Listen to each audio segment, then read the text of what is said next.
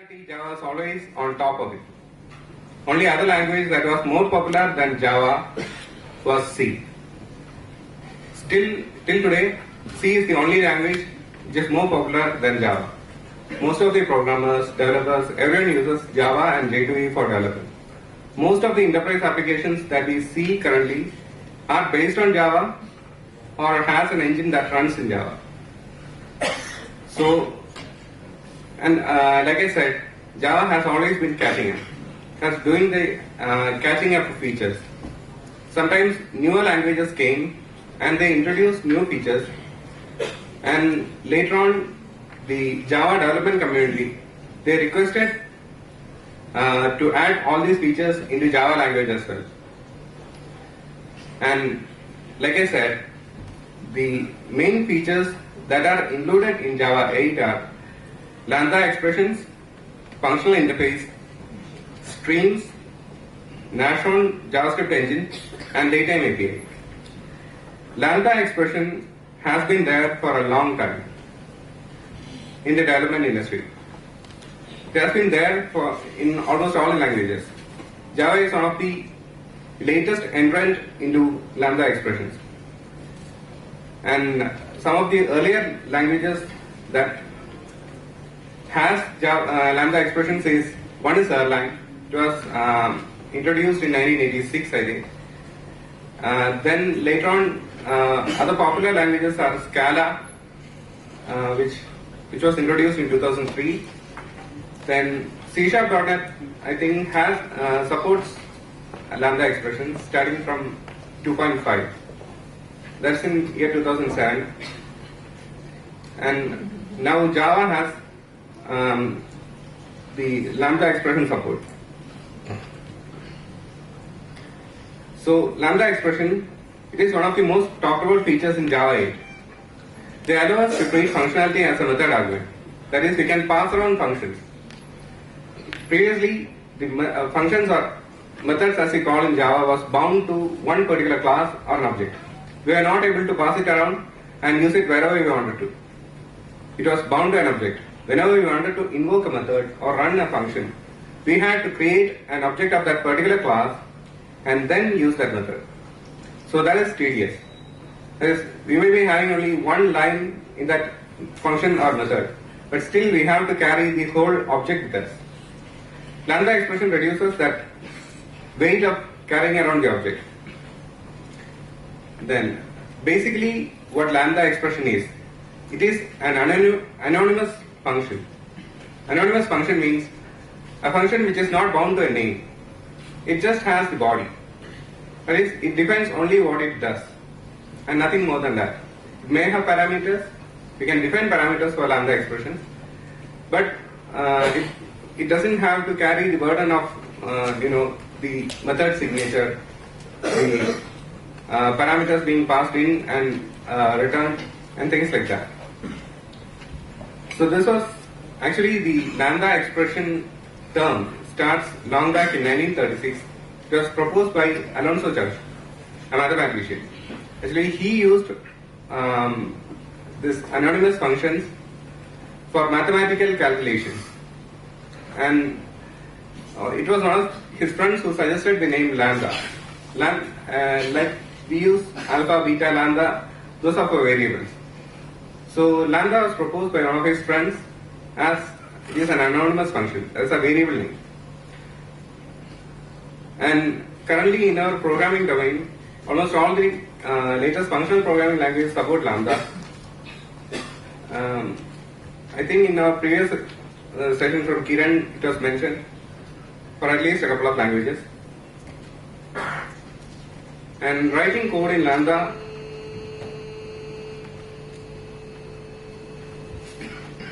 is much more simpler.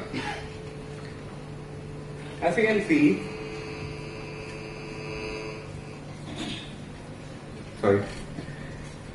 So as you can see, here we are trying to iterate a list of items, a list of strings, and simply add a greeting to it. And the Lambda expression is written with a hyphen followed by an arrow. That represents the Lambda expression.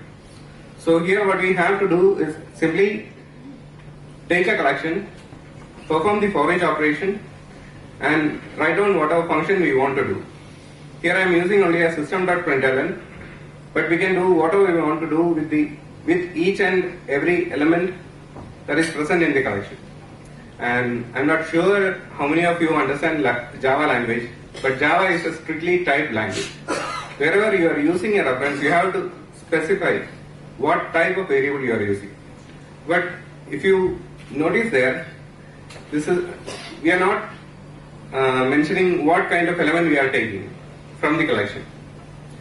So with the latest version of Java, JDK automatically infers the type of the element in this collection as a string. Now, the second concept that I have to mention is functional interfaces. It is very much related to like lambda expressions. So whenever you want to, like in Java, we have examples where there are interfaces which have only one method, and you have to implement that method to run the piece of code you want to. For example, runnable. Runnable is a class runnable is an interface which is used to implement multi-threading functionality, and that interface has only one method, that is run. You have to override that using your own like whatever you want to do, whatever data processing you want to do, and things like that. That kind of an interface is called functional interface, and those interfaces are identified as functional interface in Java 8, and those are used closely with the lambda expressions. For example, the older way of implementing a runnable interface consists of at least 4 or 6 lines. That is, you have to implement that interface using new runnable, then override the run method, write whatever you want to do within that run, create a thread, instantiate it, and start the runnable. But with lambda implementation, you can simply use parenthesis hyphen arrow, which represents the lambda expression, and simply write the execution code within a parenthesis itself, which means it will start a new runnable, it will create a new runnable object with the following parameters in it.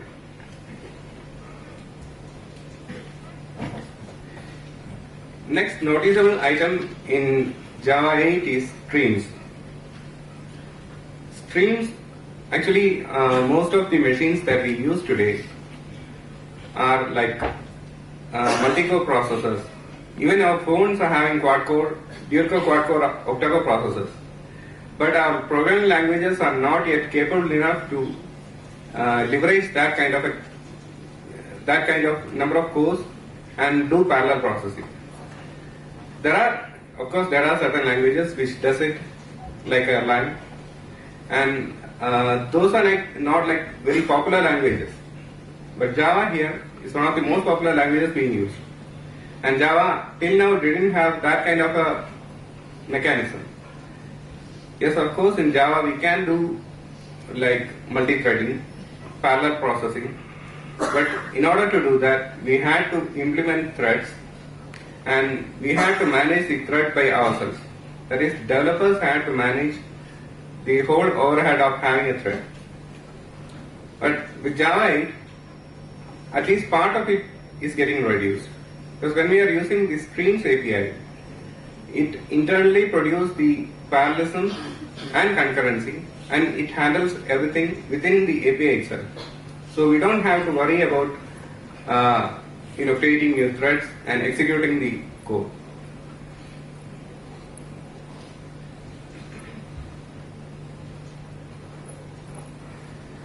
And streams are mostly, the stream API is in Java util stream, which is the same as Java util collections. So I'm doing a comparison between collections and streams.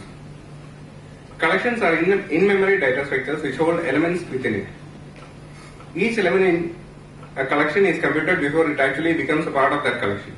That is, whenever you are having a collection of objects, let's say 10 objects, you have to calculate the state of all those 10 objects and add it to that particular collection. Actually, even if you are using those 10 objects or not, you are doing the process. But that's not necessary. But when you are looking at streams are fixed data structures which compute the elements on demand basis. That is, whenever we are taking an element from the stream or adding an element into the stream, that particular element is being computed or calculated only at that point of time. So that saves us a lot of memory and processing. So here is a comparison between, here I am trying to get the list of names of students filtered by starts with A. All the students having names starting with A. First thing is, we have an array list. Array list as a collection. I take through the array list, get the name, check if it starts with A, and just add the name to the list of strings. With Java 8, we can do that much more easily and much more effectively rather. If you look at the code, it will be a bit difficult to understand. That is students.stream.map. When you say students.stream.map, you are performing an operation. Whatever you specify within that map, it will perform that particular operation on each element in a collection. That is, when we say student : get name, it will perform that get name method in the student object within that collection, within that stream. And then when you say filter, it looks for an operation. That is, filter for name that starts with A. And then when you say collect, it collects that particular element into another list of strings. That's what it does. It may seem a bit difficult understanding the single line of statement, but it is much more easier to do once you understand it, and the performance is much better because you don't have to actually take the overhead of having two collections. You are having only one collection and another one is a stream. You are performing the operation on stream. So you are doing the operation one at a time. It is much more easier and much more convenient. And another main feature, actually this feature was there starting from Java 7, of having a JavaScript engine within the JVM itself and support for having server-side JavaScript code. The previous JavaScript engine that was there in Java 7 was Rhino. It had some pitfalls. It was not like completely cross-compatible that like what you say. You can of course run the JavaScript from server side itself. That is, you can call client-side JavaScript functions from server side itself and get the return value. But calling Java functions from JavaScript was not that simple. But with Nashorn, it's simpler both ways. That is, in the server-side code itself, you can invoke JavaScript functions, and also from the JavaScript code, JavaScript code that is running in Nashorn, you can invoke Java functions. So you can do it both ways, and that makes accessing Java beans from JavaScript much more easier. We have always had this kind of a problem. That is, we have always thought when we write JavaScript on our client side, we have always thought it would have been much easier if we can access the Java bean itself from JavaScript. With Nashorn, we can actually do that. And JDK 8 provides an engine, JJS engine. This is a command line engine which we can use to validate the JavaScript that we are writing. And here what I am giving is a simple Java operation just to identify what script engine we are using and simple JavaScript function. So manager get engine by name JavaScript, it will get the JavaScript engine name. And the next one is a simple operation, a function to return a value, then get that value and add one to it. Now, the next big thing with Java 8 is new datetime API. Actually, we have datetime API, we have a lot of functionalities which perform all these kind of things. But one issue we have always had is we have to depend on calendars, Gregorian calendar and things like that, which are totally dependent on the JVM that we are running. The time zone used to be a big issue. Which time zone the servers are running, and all these kind of things. And we had to use, sometimes we had to use third-party APIs in order to tackle all these issues. One of the third-parties, one of the most popular third-party APIs that we used to use is Jonathan or Yoda time. And now Java has finally taken a step to make it more convenient for developers by including similar kind of APIs as found in Yoda time. So here you can actually access the system clock and get the time in whatever format you want to, in date formats or as long or whatever you want to do. Similarly, there are other APIs like local datetime, zone datetime. These are some of the functionalities that are missing for Java for a long time, like missing for Gregorian calendar. Actually, we have workarounds for all this, but it is a bit difficult to implement. But with the current API, we can easily do that. And with all these, whatever I have talked about now is only the tip of the iceberg.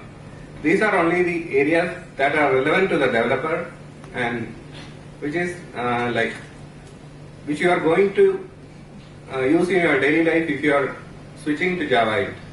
But there are several other improvements that has been done in JVM,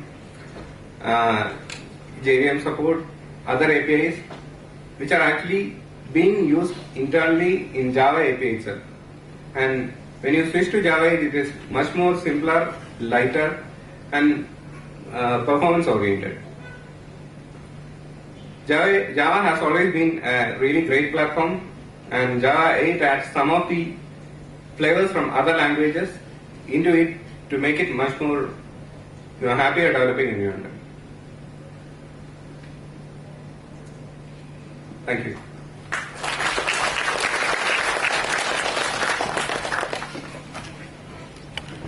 Question?